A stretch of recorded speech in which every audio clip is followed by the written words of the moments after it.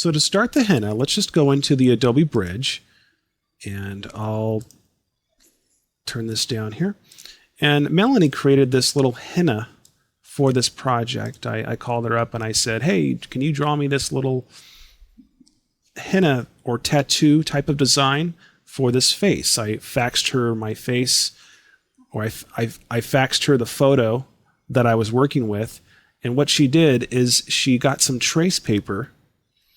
She put the trace paper over the face. She printed it out on a printer, and she started to draw this design.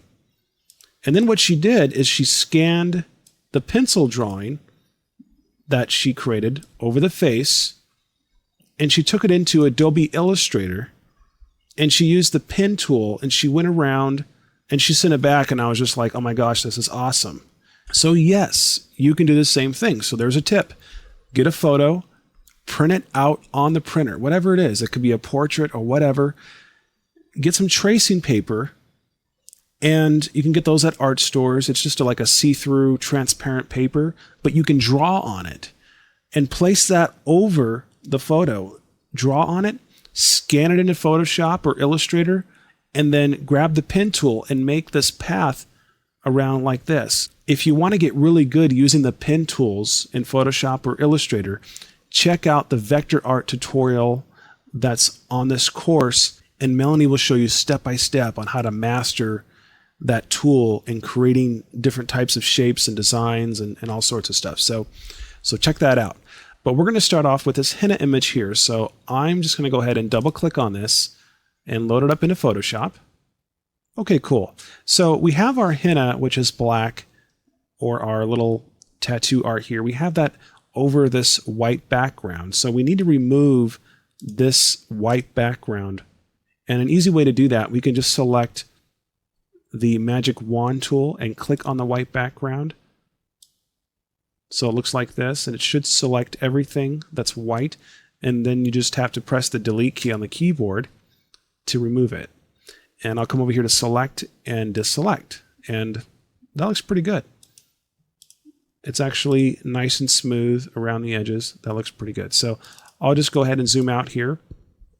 Now what we're going to have to do is adjust this henna to fit on her face a little bit better, because we can see that it is just a little bit larger than our photo. When the sketch was done on the printout, that was probably a lot smaller, and then so as soon as it got into Illustrator and now it's into Photoshop, it's a different size, but that's no big deal.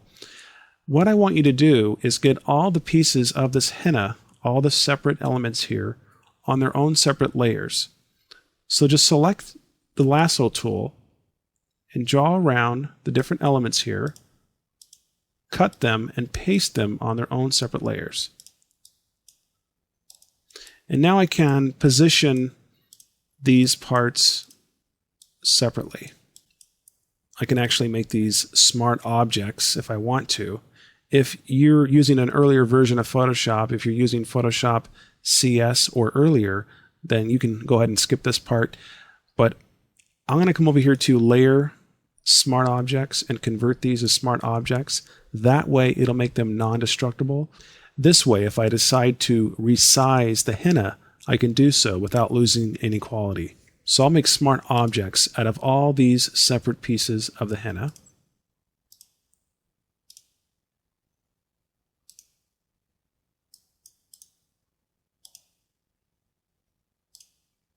There we go.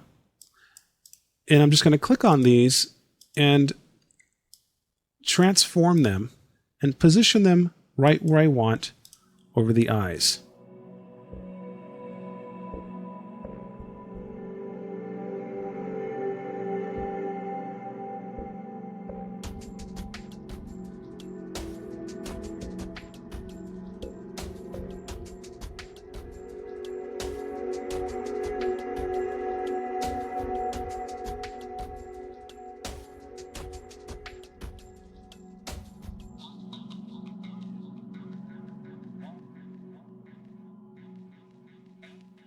Okay, cool. All right, so let's merge all these henna layers together. So I'll select one, or link these layers together. If you're using Photoshop CS or earlier, you'll want to link these layers using the link well by clicking on one of the henna parts and then linking the other layers to it, and that'll allow you to link the layers together. In Photoshop CS2 and Photoshop CS3, what we can do is hold down the Control key or the Shift key and select more than one layer, like this. You see that? And then I can come up here to Layer and select Merge Layers.